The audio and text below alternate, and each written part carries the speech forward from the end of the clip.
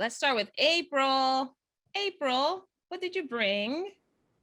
I brought my self-published book of poetry, Love is Like Breathing. Okay, we're going to hear more about that in a second. And Yvette, what did you bring? I brought book that I published for my mother. It's a children's story. And the future poetry book I hope I publish. Oh, we're going to have a poetry slam. I wasn't planning on that, but I might. So first of all, thank you too for saying yes and being on the Not Quite Strangers podcast. My name is Valerie Hope. I am your host, and this is an opportunity to bring two people together who are not quite strangers. Well, definitely not strangers to me, but strangers to each other. And the idea is to use this opportunity to inspire curiosity, build a connection between two people, but then also, disrupt and challenge the status quo as it relates to building relationships. And today's special guests, this is interesting, and it was not intended to be a poetry slam, although I'm not opposed to having a little poetry off. I don't know what that's like. That might be cool. But I invited April Brown. April, first and foremost, is my cousin. And so we go way back. Her mother and my father are siblings. And April, you and I have been connecting more and more over the last year, I think, having more conversations. And I remember you shared with me a few years ago that one of the biggest breakthroughs you had was in publishing your poetry. And I was like, you write poetry? I had no idea of the depths of your art and your craft. So I'm so excited that you said yes and are here to share some more about you. I'm eager to learn. And then when I thought, April, who can April talk to that would be an interesting connection? And I was like, Iveth Valera. Iveth Valera. Iveth and I know each other from Toastmasters here in the Dallas area, and maybe 3 years or so, Iveth, that we've known each other. Yeah, more or less. Mm-hmm. Yeah. And, and it's always been kind of in the Toastmaster realm of conversation. And then I don't even know how it turned out that one day we started talking about, you write songs and you write poetry, and then you said you wanted to publish a book, and there's so many other things. You're also very creative, and you've been on my podcast before. You were on my Time to Come Alive podcast a couple of years back. So, I know that we shared a lot there, but I thought, I think you and April would make a great connection. So both of you now are here, and thank you so much for being on the podcast. Welcome. All right. You both brought some literature, right? So let's start with you, April. Tell us about the book. Tell us, what is it about poetry, or what is it about this book and what it means to you? This book, I self-published it in 2015. It was like one of those, you get a pull on you to do something, and like it's something that you can't ignore, and it's like the pieces of it fall together. I mean, really, and all the pieces were based on me, my mind. I envisioned the cover, I envisioned the back cover, and I can't do this art, but I have a girlfriend from college who does digital illustration, and I asked her if she could do it, and I sent her the sketches, and from my terrible sketches, she was able to get the artwork for it. And I asked her to do it even while I was still working on the book, because it was like, I felt more pulled or motivated by having those two ends, right? Those like finite points where I was like, okay, I just got to get everything else in between, and then I'll be good. And I worked on it. I obviously wrote the poems myself, but I also did my own editing because I'm an English teacher. So the editing portion was natural to me. And then I also still felt like this is my baby, and I don't want anybody to say anything before I have it done. So I went through and I took some time. I remember it was during the winter break of teaching that year. So I was teaching college at the time. So I took my winter break, and that's what I focused on, just completing it and getting it out. And then, so that was winter of 2014, 2015. And then I published it in March of 2015. And I was so happy to get it out because people had been asking, oh, are you going to write a book? By then I was doing a lot of social media posting and that sort of thing. So a lot of people started to find out. But I've been writing poetry, I would say, since the 4th grade. I've been writing poetry. Oh, Yeah. wow. So it's been some time for me. And then doing something like this, you know, we see books and, you know, they're all fancy and super published and Simon and Schuster and all of those things. And now we have at our fingertips the ability to do it on our own. And I felt like, for my personality, the way I'm always so hands-on about anything that's for me and I want to do it myself, it was perfect. So, you know, I had the opportunity and so many people embraced it and give me, and still, you know, tell me how much they appreciate having it and how they read it and all of that. So it's been really a fulfilling thing for me to do. Yeah. That's really cool. And I actually remember, I think my mom has a copy. My brother has a copy. I already admitted I did not buy a copy and it's not personal, but but you know, I love supporting people, especially, you know, you said something that you were pulled to do. Mm-hmm. And I think that's, you know, when that inspiration is something that we have a choice to ignore or to pay attention to. And it sounds like you really allowed yourself to step into whatever you're pulled to do. Yeah. So congratulations. That's awesome. I know there's more to come. Wow. I mean, yeah, I have another one sitting in my computer that I'm slowly working on. But it has that you know, I hear them talk about it in music, how the sophomore album, the second one is always a harder one to put out because you're trying to meet the expectations of the first. So I'm trying to ignore that and really just focus on what it is I want to say this time around. Focus on the pull. Well, I saw Iveth and your facial expressions and body language tells me that there's probably something. Before you share yours, what's resonating for you? Everything. And I make a list because it's like the process that she went through is very similar to mine. Look, we love the do-it-yourself. The time writing, she said she started really young, and I was around art since I was young because my grandmother was a writer and she loved poetry. She loved reciting poetry. And she put in the book all what she has in the mind. And she said, it's something that is calling me, I have to write it. So it's the same for me. I had it in my mind. That was a process for me to unwind and to help with the grieving process at the time. She's an English teacher, and my book was reviewed by an English teacher. And I'll tell you the story later. It's just funny. And the sketch is related to my mother because to my mother's book because I made this drawing, and I have a friend also. I'm telling you. And I have a friend that she's an artist, and she created all the how do you call that, all the things in the book. She created illustration. She created all the illustrations. So she was talking, I was like, oh my gosh, I did that. I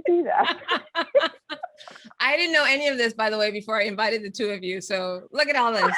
What synchronicity and coincidence. Iveth, tell us more about your book. What is it that, I know you said you have a lot of similarities in April's story, but what was it that inspired? You mentioned grief. So how is that connected to your book? Yes, well, about 11 years ago, I went through a really tough process. It was really devastating, but I was committed for going through the grieving process because I had read a lot about grieving processes. And I said, you know what, you have to go through this, just, embrace it. And then one night, trying to sleep and I couldn't. And I remember Toastmasters always say, if you have an idea, write it down.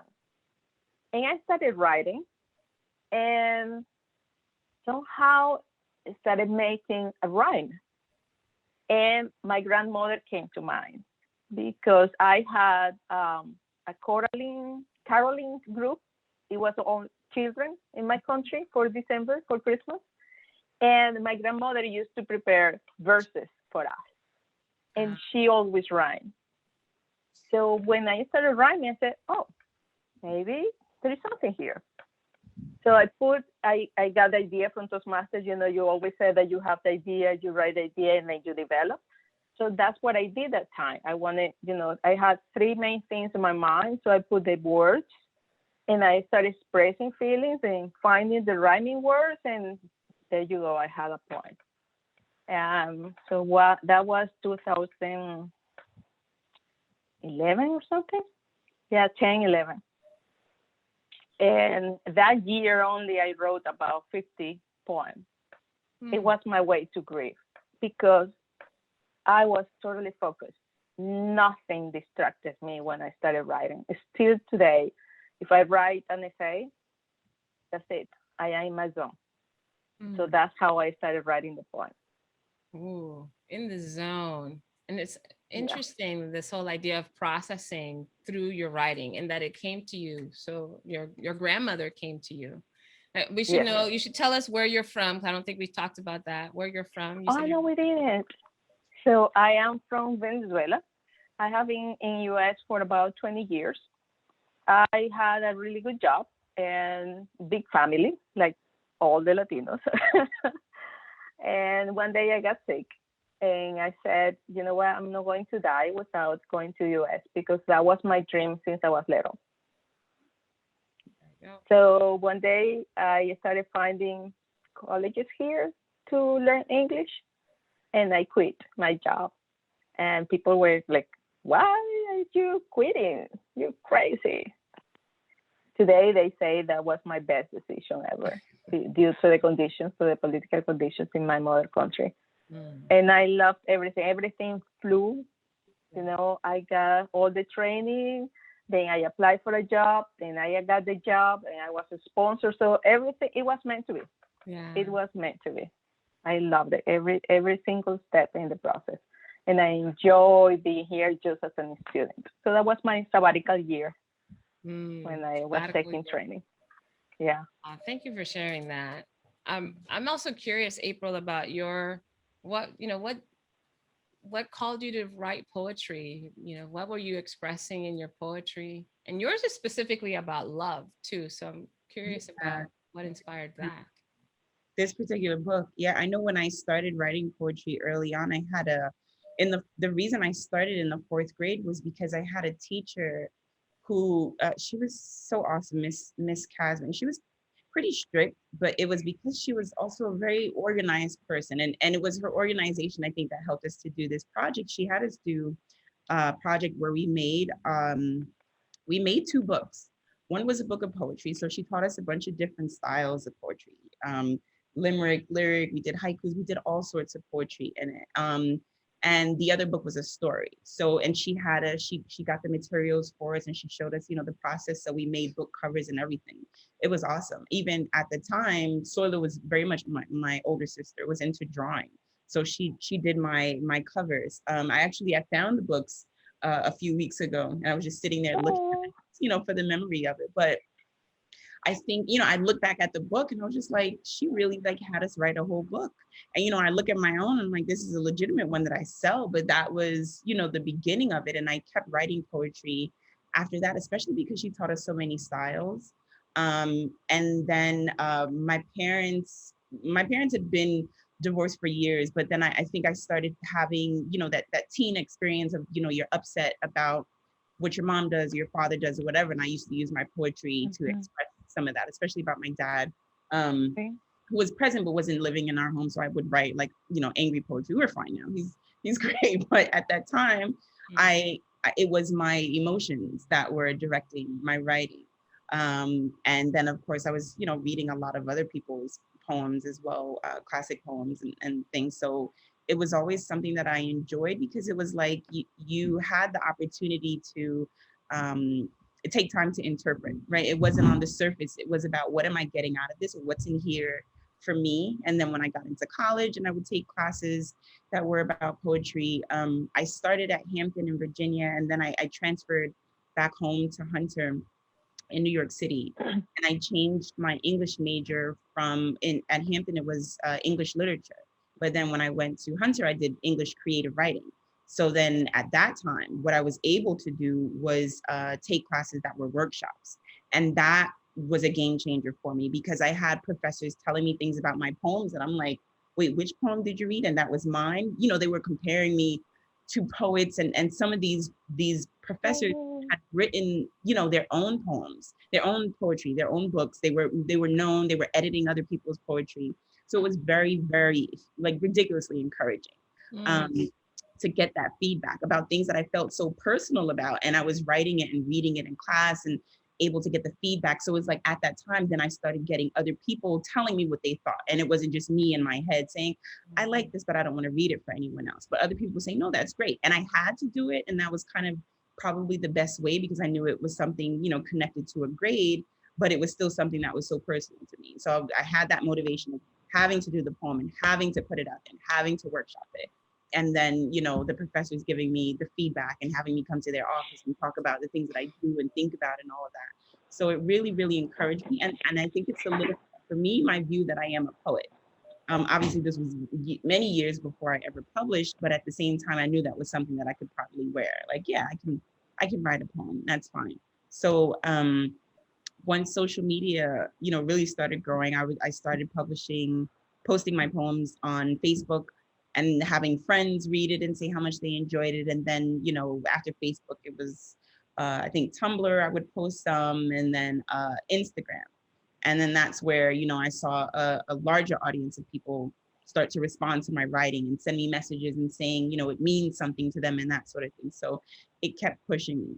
And then a friend of mine, Katrina, every time someone is talking to me about my writing, I bring her up because it was her that said, okay, April, go ahead, just write the book. She was like, stop publishing and teasing us, like do the whole thing. Yeah, she motivated me. She was awesome about it. And she was like, she even looked at one of my poems and she said, this should be the title. And in one of my poems, and I don't think I included the poem in the book either. I wrote a line that said, love is like breathing. She's like, this has to be the title. So I was just like, thanks. And you know, and then it started falling together, the cover and all this. And I was just like, why does this feel so easy? Why does this feel so right? Like I knew it already. So that was, you know, and then the poems themselves being about love. For me, after that time, I had gone through a divorce, and it was something I know, Iveth, you mentioned grieving, and in divorce they tell you that in separating a marriage or a relationship, there's a grieving process to it. And this was just a few years after we had already separated, so it helped in that regard, where I had things that I wanted to get out about love, where it was like for a while I was trying to convince myself not to be hardened, not to, you know, carry my anger around or anything like that, not to block myself in that. So I kept talking about love. I think in one of my poems, I say I talk so much about it because I wanted to know where to find me. And it was like a call for me, but then other people were responding to me like, oh my God, I wanted to say, or this is exactly how I feel and that sort of thing. So I'm like, okay, at least I know I'm not crazy. I know that there's a feeling in here that's not just about April, but it's about the human experience. Exactly. So the subject itself for me isn't just about love and romance, but love for self, love for the work that you do, love for others, love when a person doesn't seem to be deserving of it, the difficult moments of love and that sort of thing, and just allowing it to be. That's why I say it's like breathing, because, you know, we don't say, oh, I breathe at work, but when I'm home, I don't breathe. It's like you have to keep doing it wherever you are. And it's been something that I've applied in my life. It's not like, you know, I just wrote a cute book, but I know my students and my colleagues at the schools that I've enjoyed working at, my colleagues would say that that's how I am with my work. I love teaching. I absolutely love it. I absolutely love it. There's so many bureaucratic things about teaching that upsets me, but being in the classroom with students or working with colleagues who have like minds really excites me about what the possibilities could be. But I know that came from me focusing and saying, I can do this even when it's difficult, but it's because I love it, right? And transfer that idea even to students who I know may be having a difficult time with certain things. And I talk to them about things, and I don't say love because people would say, oh, that's corny or whatever, but there's so many other ways that love exists, you know, taking some patience, taking time for yourself, taking the opportunity to create a conversation with people, you know, not lashing out at people and that sort of thing that young people, you know, oftentimes can do, but helping them to learn the pace of life and showing them that learning that pace and really embracing what's going on around you helps you so much more to grow out of situations instead of feeling like you're fighting and burdened with all of these things all the time. It's like take a moment to love yourself, love the people who are closest to you, love what you're doing, and then things will start to fall into place, you know? So that's pretty much. May I ask you, how did you feel April changed before writing? I mean, you wrote poems all your life, but for the book, who were you before and who were you after publishing the book? That's an interesting question. I guess before I was, before I was like a hopeful person, like, oh, maybe, you know, I could do this, I could try this, much more, not mute, but feeling tiny, if that's the only thing I'm thinking. I felt like, you know, I'm here in the world, but I still felt like pressed by it, or like not holding my own, right? Because of not feeling like I was being heard even, or that I was making the mark that I felt like I needed to make. After the book, and I don't even think it was because of the book, but because I released the book, like I got it out of me, then it was like, I'm here, this is who I am, I know that I'm this. And that changed even in who I was in the classroom, how I would approach my work, because it was like, I know I can do this. I did it already, right? And I know, like, so if I can do this, if I can get it all done, I can get it done. I can get anything that I know is a desire of mine completed. And I didn't have that fear, because even after I put out the book, I did something that I would never before. Not that I was shy, but I was just like, I don't want to be bothered with things like that. I put together my own book signing party. And, you know, people came and I was looking like, why are they here? And I'm like, but I put it together. So it was, you know, it emboldened me, right? To be confident in what it was that I was bringing. Not that I had like low self-esteem, but I just felt like, oh, you know, whatever is whatever. And then after this, I'm like, I remember I did a photo shoot for it, and the photos came out awesome. Like the whole experience was just like, you know, like a welcome to the world, April. We've been waiting that for myself, you know. It was so, like from tiny to welcome. Wow, very good. So let me tell you a little bit about happened to me on the believing I was able to do this, right? I mean, you're an English teacher, you learn how to do things, but I am an engineer. And with engineer, you say, no, you know, everything about logic. So anyway, so I started writing, and I always thought, you know what, this would be nice to be published. I remember that one of the first poems, I did it for a person, for my ex, when he was going through a really rough patch. And when the divorce came up, talking to a coach, she said, I showed the poem, and I told her, you know, I started writing again. I'm writing poems now. That's so weird, because I'm writing in English, and Spanish is my first language. And then she said, she read the book, and then she said, are you sure that was written for him? Because this seems to be written for you.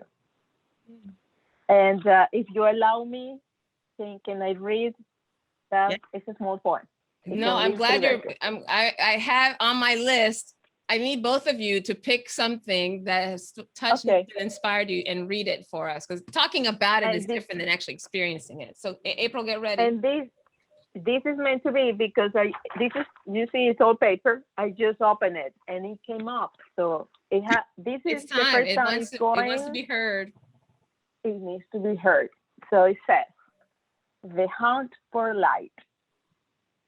You may have days, there's nothing new. When there is no doubt, you are feeling blue. Then you can hear, do not give up. It's from within. The joy comes up. For it is written, the sun will rise.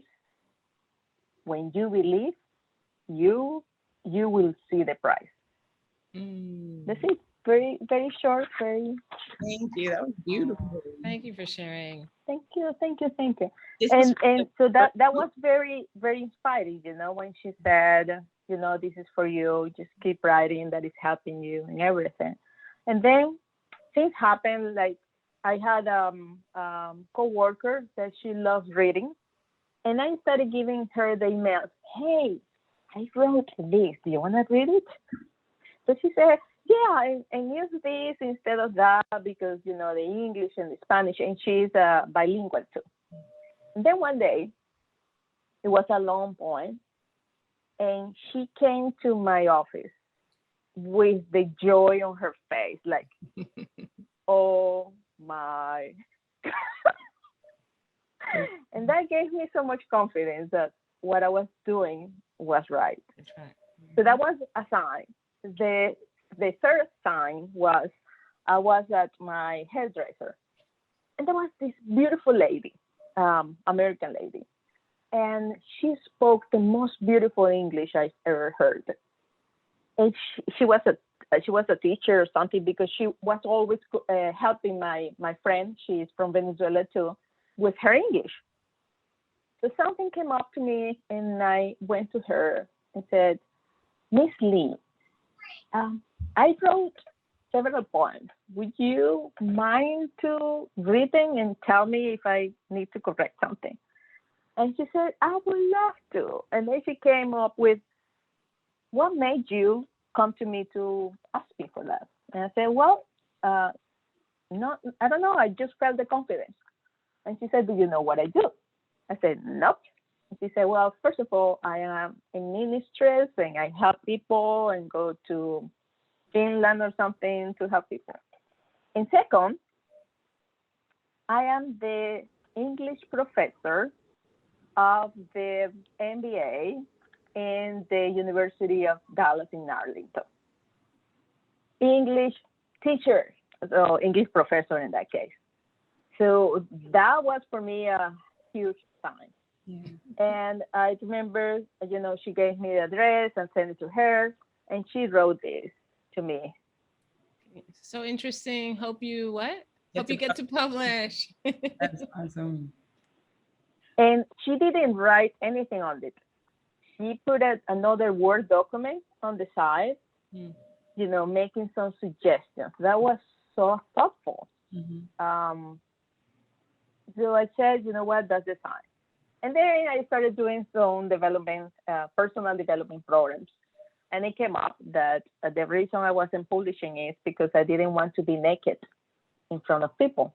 Mm-hmm. April knows that, right? Because you're like, oh, they're going to hear my thoughts. Mm-hmm. Mm. So I have been working on publishing it in Amazon. It has not, I don't know what happened with the tool. That's something I need to engage. But I'm getting there. I'm getting there. So we'll soon have a book publishing party. Wow, that's wonderful. And I remember when we talked, it's been over a year, Iveth, and you mentioned you had sent, I think it was before you actually even sent it to your English friend, English teacher friend, to look at it. So it's moving along. It's funny that as I'm hearing the two of you share, there's a few things I just want to draw out for people who might be listening, whatever the mode of expression. I mean, the two of you share a love and a depth of experiences that you want to share through poetry. But for some people, it might be songwriting. For others, it might be a speech. For someone else, it might be, maybe there's a class and they're teaching something to other group of people. It doesn't matter. The form of expression is irrelevant, really. But the themes that I heard from both of you are, one, is to listen for that inspiration, right? One is there's something else within you that wants to be expressed. And that's when the saying yes to letting and allowing that to be expressed, number one. The second thing I also heard is the healing quality of the expression, right? So whatever it is that you were dealing with at the time, you were expressing the things that you needed to hear, to feel, to experience in order to heal it. And then getting validation, affirmation, support, unconditional love, really, from someone else. And both of you are very mindful about who and how you went about getting that. Right, finding the right individuals. So I think it's so, it's like a little seed that you plant, and then you get the little sprout, and you just don't give it to just any old person to take care of, right? You need somebody that really loves plants, or somebody that really knows how to take care of it. And it sounded like you were both so mindful. So that positive word of encouragement, validation, really allowed for you to blossom even more. So thrilled to have such great parallels. But I don't want to skip over April sharing, if you mind sharing something that you've written. Just looking through to find one. I know I have like half of it in here, and I extended it after, so I'll I guess I don't have it in here. Hold on. It's the one poem that I have memorized of all my poems. And mind you, a lot of my poems are pretty short, but this is like the one poem that I keep saying over and over again. And I don't know why. I'm like, I don't know if it's just something that I want people to hear, but my intention behind the poem itself is one that's been like, I look at the world and I think these things. Okay. We wield our words like wild beasts, but even the wild beasts speak perfectly what they speak, and they sound nothing like us. Let's perfect our lines of speech. Perhaps at times we'll find it best spoken in silence. We use the I in our head to guide us, saying everything loud in the quiet.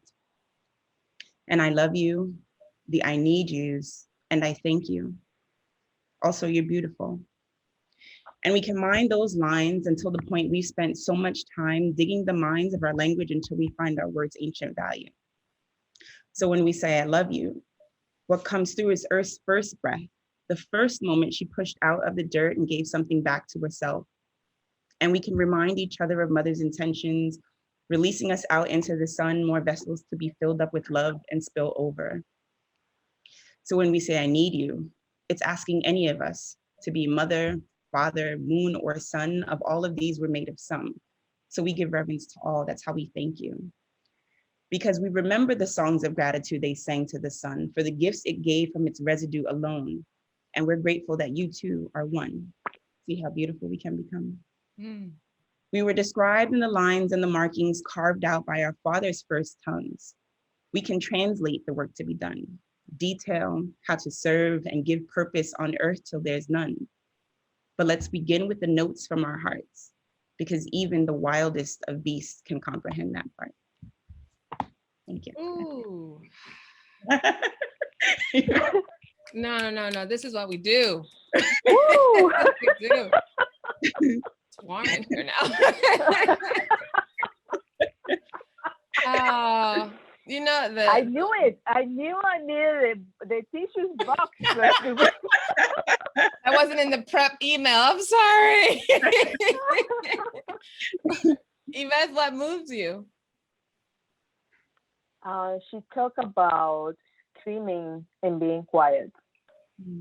And she talked also about the need, to find someone that can hear you. So those two really resonated in me.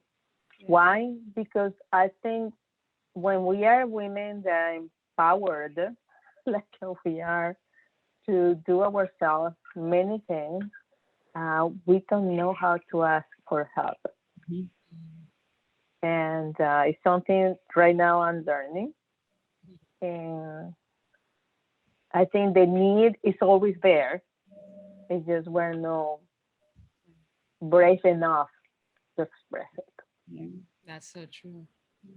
The line that really kind of struck me, and you might have to read that part again, but when you said that pushed up from the earth and gave birth to something for itself. Can you read that? Can you say that part again? Yeah, the first moment the earth pushed out of the dirt and gave something back to herself. So that I love you was like the earth, feeding us basically is I love you, and pushing up plants and, vegetables out of the dirt and that sort of thing. Something for itself. But it also now reminds me of the comment Yvette, that your friend made when she said, did you write your coach, did you write this for him or for yourself? Mm-hmm. And it just brought to mind that anything that's comes through us, right? Like these expressions that you all are describing are things that are coming through us to give as a gift for others, but they're as important a gift for ourselves, right? And I think that's what I really got in that line. It's so really cool. I think for me, I don't have the poetry is not a way that I use to express myself and my creativity, but I do write speeches often. And I also love teaching and being creative and how I communicate a message or engage and connect people. Like this is even this is an expression of my creativity. But I remember last year I was getting but I got a couple of people who reached out to me after everything happened with George Floyd and his murder. And there are so many things going on around race and equality and diversity and equity and inclusion. I mean, you name it, it was in the news, it was in the workplace, it was at home. I mean, that was the conversation. And I had a couple of organizations reach out and ask me, hey, do you do any training around diversity, equity, and inclusion? And I was just like,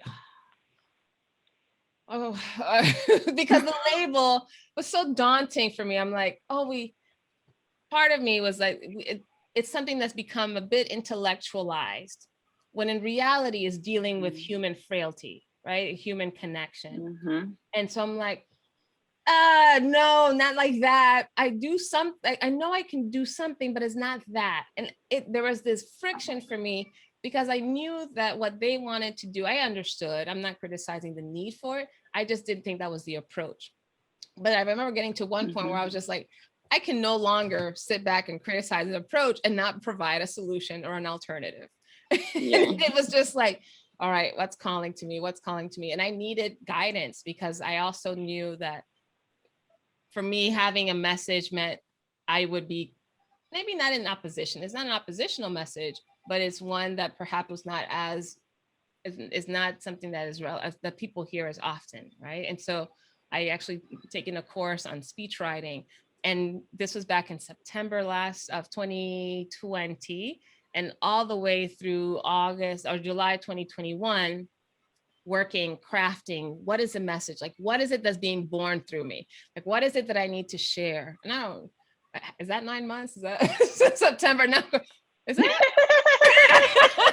I mean, I don't know. That's There is a meaning to it. I just thought about that. Oh, and it's been interesting because now, like even today, actually, I had a reading of a part of my speech with the audience, with the cohort, and got so many positive reflections back about it and the impact. And they're like, oh my gosh, it's amazing. And it's so great. And it's so interesting.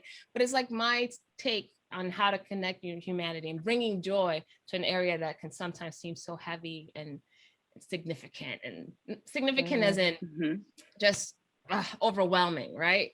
And but I doubted for a long time that was a message that was needed, because I'm like, it's how I see the world and how I interact with the world. But do other people really need that? Maybe they do want the more intellectual version of this, not the more spiritual, perhaps humanitarian version. But to your point, both of you, I was called, I kept getting called. I was like, fine, okay, show me how to do it then. And now I'm like, yes, I'm so proud, this is me. It's so aligned. So, oh my gosh, I'm so vibing with everything you're saying. There is something you told me once that is every project is a baby. Yeah. And it's true. I mean, yours is 9 months, so it should be out soon, right? Well, it's more than 9 months. That was like 10, 11 months, but still, yes, it is. Yeah. It's definitely, I'm doing it for the first time in public in a week.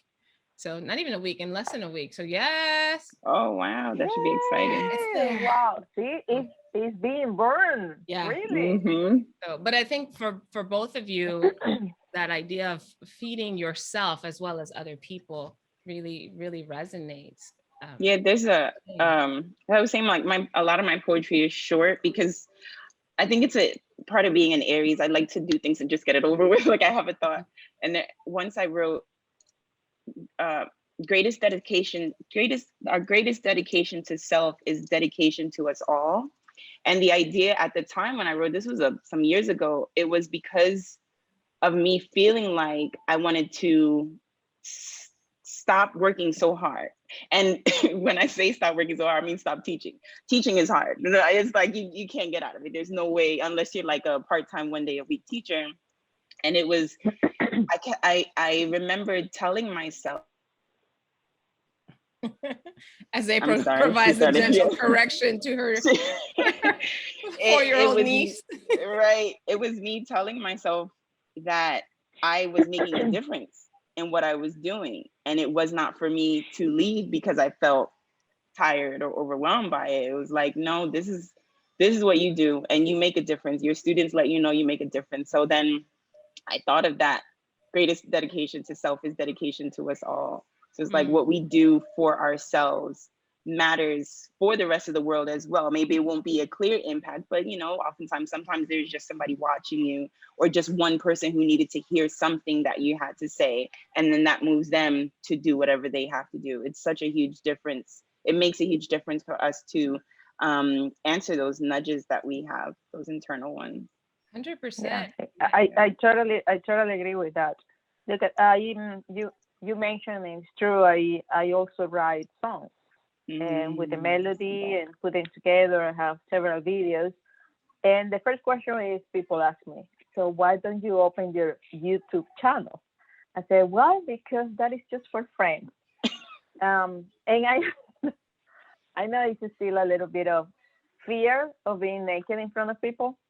But the other thing that happened was, I wrote this song last year about, it's a hope to families to encounter again each other and friends when the pandemic is gone.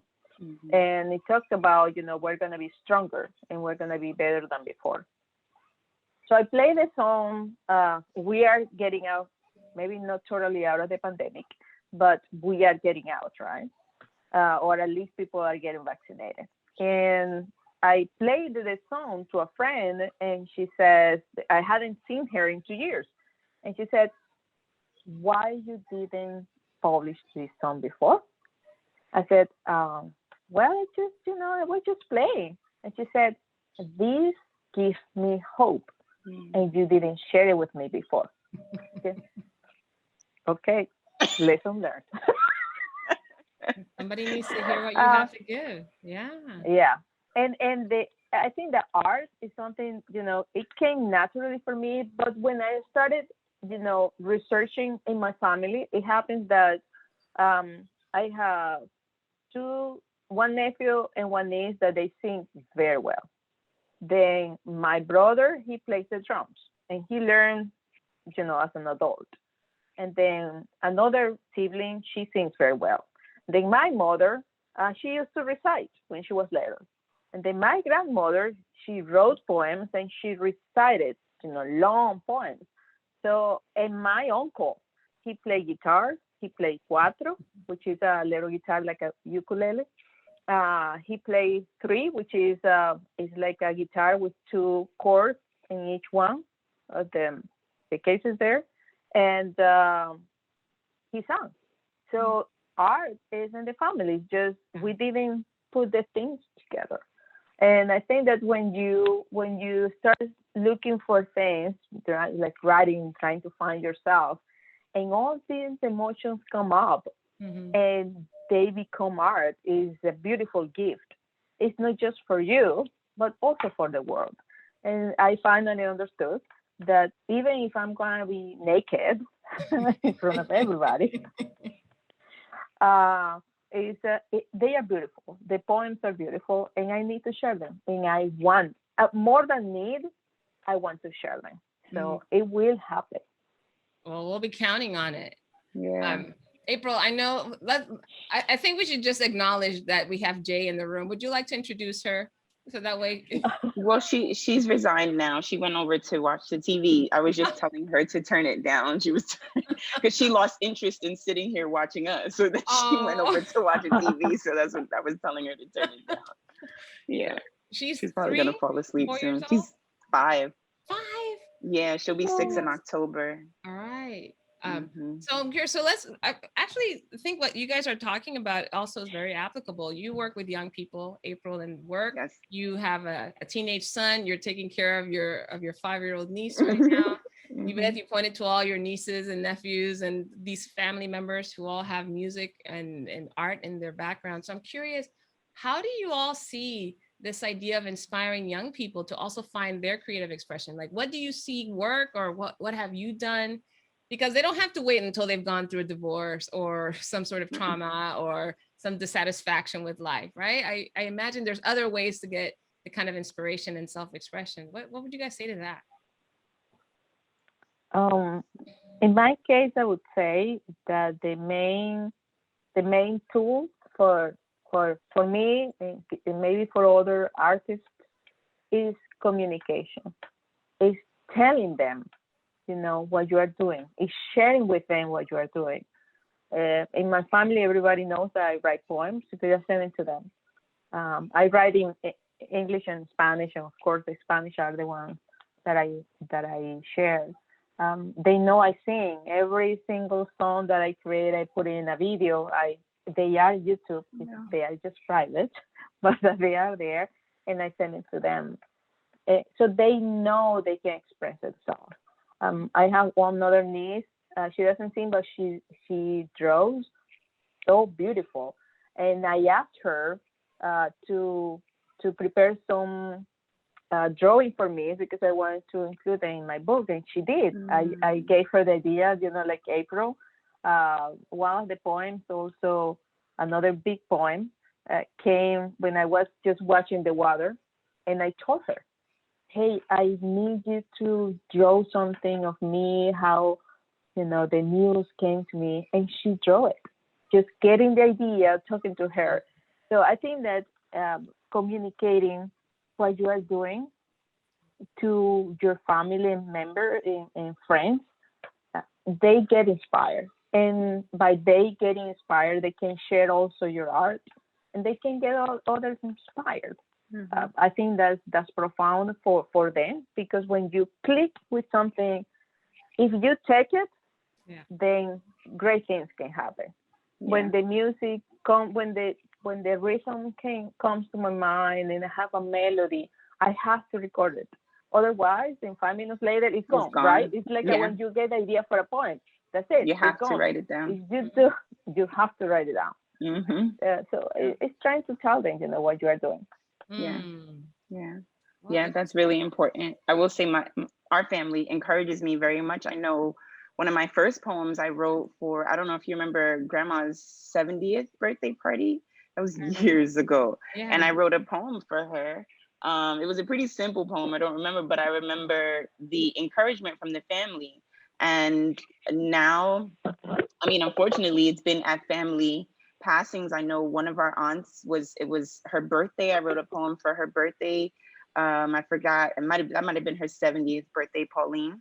But then we had a couple of deaths in the family.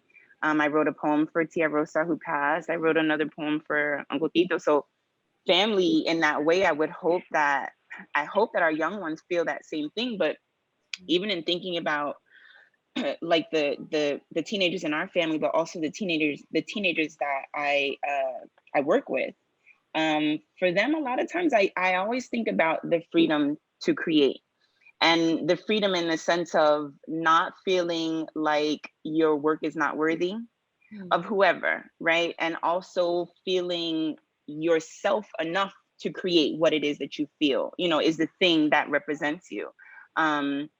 I know for me, I think I more so created criticisms. Oh, people are not gonna like it and that sort of thing. And, I won't put it, nobody's gonna like that. I have poems now that it takes me some time before I decide to share it, because I read it and I look over it and I'm like, I don't know. And then I share it and people are like, oh, this is awesome. I'm like, damn, why did I wait so long? But then, for young people, they have this, especially now with social media, you have many opportunities to be criticized. You have many opportunities to see people not liking what you do or not liking what you create. But I think the most important thing is to feel that freedom of creating, no matter what. So feeling like because you create, it's special. It doesn't have to be what it is that you created, but the fact that you took something out of nothing and made it a thing for us to see and experience and celebrate, and to get young people to value that in themselves. So whatever it is, you know, I know with my son, with Julian, he likes to make music. His father is a songwriter, and his father's very creative. So we never pushed music on him or anything. He, you know, he played drums in middle school, and he enjoyed that.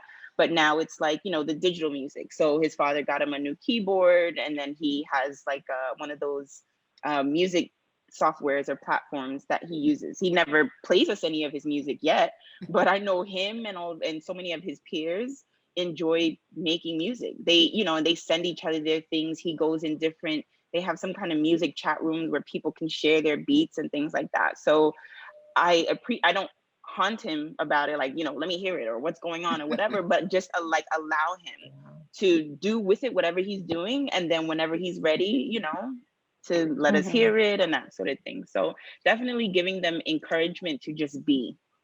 Freedom to Is create. something, yeah, just to feel free in who they are and what they're creating is really important. All right, I'm inspired right now, so I'm just gonna go with it. And I'd like to invite both of you to do a small act of courage here on the podcast. What is something that you haven't shared before that this might be a wonderful opportunity to do so, right? That freedom to not only create, but freedom to share what you create. So is there something that you might share with us that might be an act of courage for the two of you? Let me think, do I have anything? Yes, I do have one. Okay. Yeah. So the song I created last year, I sent it to a friend that she's in Argentina. And, you know, she was asking, hey, do you have something, you know, for a show or something? But it was going to be supposedly a few people. Said, yeah, sure. So I sent it to her. She said, oh, this is good. Can I have your permission to show it to the company? It was a town hall. I said, how many people are we gonna have? Would have been saying no already. Yeah. So, you know, at that point I said, go with it. Because, you know, I was going to feel like, you know, what if they don't like my voice? Oh my gosh, it's not perfect. It's not in the real, you know, the perfect chord. What if there is a musician there that knows about that? Oh my God, I'm going to be criticized, right? And I said, you know, let's do it. And my boss didn't know. My boss was going to be in the meeting. So I got all these messages like, I didn't know your son. You sing very well. Thank you. So that I was sweating because they called me and they projected the video. So I was on camera with everybody else, and the others, you know, they were projecting. So I was really sweating. Like, like a kid with a toy. Well, Iveth, would you care to share what you shared there with us? Yeah. You want me to sing a little bit? Sure. Yeah. I need to find the lyrics because when I get nervous, I forget it's like April, right? Like, I know 1 point. 1 point, I know.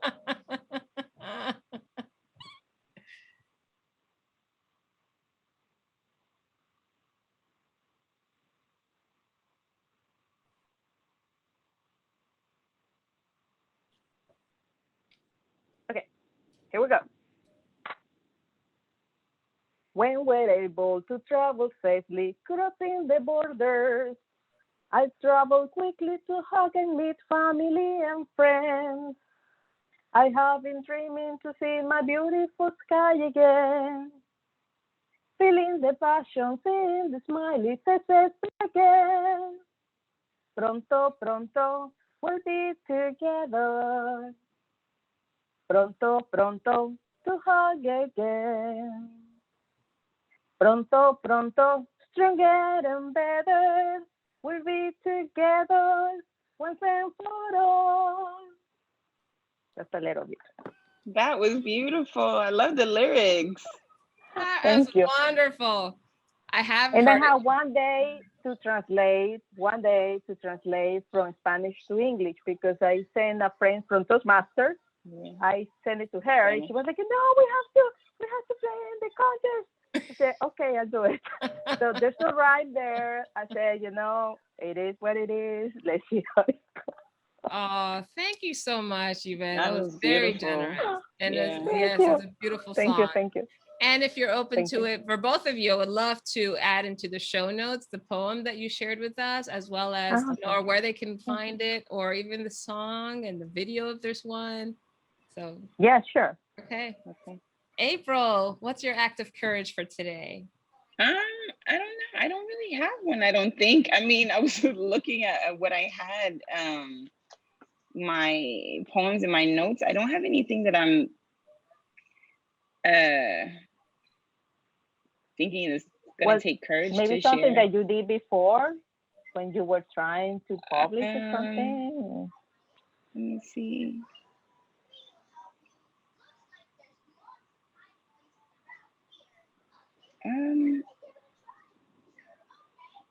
Let me see.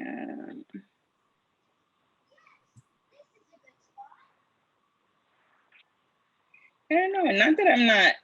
Not that I'm like brave about everything, but I'm looking at some of my notes because I keep like a ton of writings in there. This is, I gotta write it down. That's where I do it. I do that too. Yeah. Where's this Well, look, thing?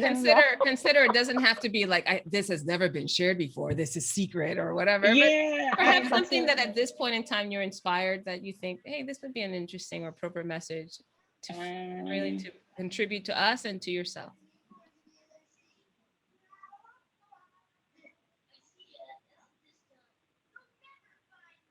So I don't know why I'm landing on this. I'll read it. So the next book that I'm working on is about raising children, and considering the fact that I've been raising my own, but also had a hand in raising so many, helping to raise teenagers through school and all of that.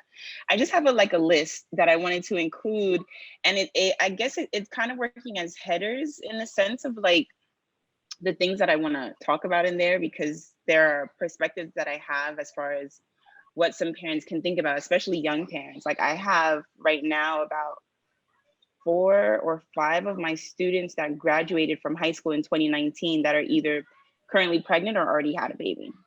And I not that I worry, I hate to use that word, but I think of them often, and what I would want them to know and understand, because they're all still very, very young. So anyway, I wrote, before they must go on their own, let them know there is no force on earth to stop your love for them. Give them words that will echo encouragement when you are out of reach.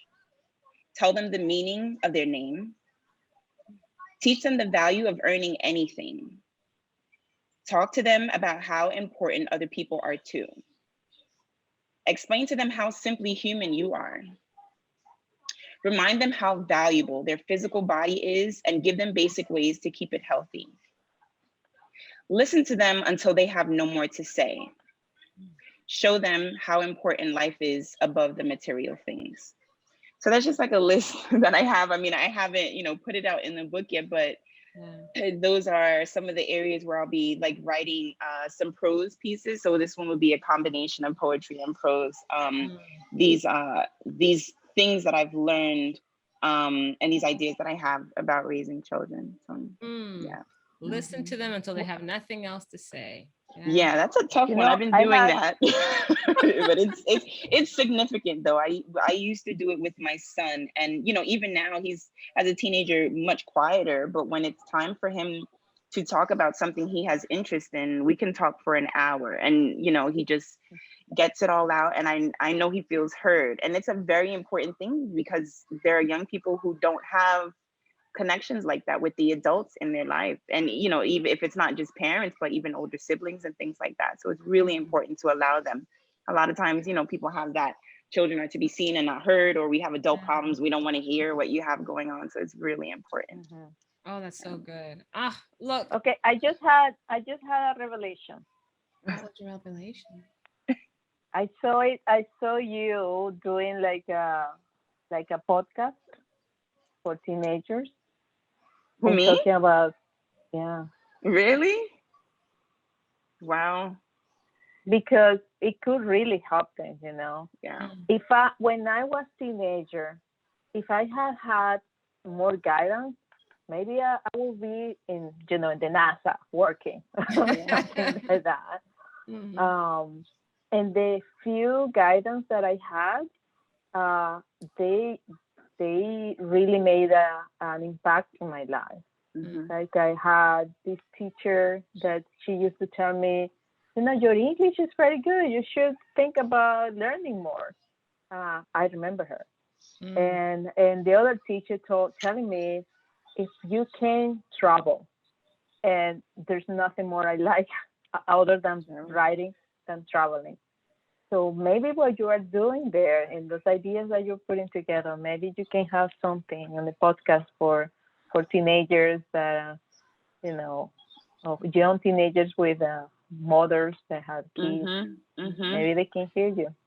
Yeah. No, you're definitely onto something. I've had about 3 people. Even one of our cousins, Andre, said to me the other day, "Cuz, let's do a podcast." I was like, ah. I said, "You started. I'll be a guest." But you've already been on the guest side. Now it's You're time for you to right. produce. Oh, look, Thank you both of for you are that. up. Thank Yeah, you. you're up to things. This is just another level, another layer that we're exploring today. And I'm so Mhm. grateful to both of you for being on the podcast today. Thanks for I having me. do want to shift a little bit of the focus as we wrap up to just ask you about this experience. What's it been like being on a podcast with a stranger and sharing so intimately your creativity? I think for me, and I guess this is always something that I wonder. I've always been my mind. I cannot say that I'm that well traveled yet. I still have every intention, but I've always been someone wondering about the open world. What are people thinking, doing? You know, seeing strangers, how they behave, that sort of thing. So this was a nice way to kind of close that in. You're all the way in Texas, and not knowing your relationship with Valerie, still I get to understand you as an individual, almost like, you know, Valerie was the conduit, of course, but still knowing that you exist out there and you've had these experiences, and this is what you do. It also continues to make me wonder about other people, right? If we had met in some other situation, perhaps I would never have known that you sing, or that you write music, or that you do poetry, right? It could have been so that I think has been great to know that there are people who live their lives, who are engineers, who are writing poetry, writing music. You know, it doesn't have to be that creative enclave or the typical look of it, for sure. Yeah. So dare I say inspired curiosity, April. Yes, yeah, Ooh. yeah, definitely. Yvette, what about for you? Yeah, for me, there were two main things. One, that I wanted to listen. So what we have learned about active listening, and it was good because I came to this podcast with the idea of learning, and I think it makes a difference on the whole time, right? And the other one, that even though we're so different, we live in cities, we were brought up different, we have so many things in common for the creative process. And it's incredible because people keep saying, I am, and you see it all the time, I am unique. Yeah, you are unique. That's okay. It's true. You have your own genes and everything. But at the end, when you create, you know, it's more or less the same process. And you can have, at having that things that are in common, then something else is born. Yeah. Because it's true. It's reaffirming that even though we're unique, we can be very similar too.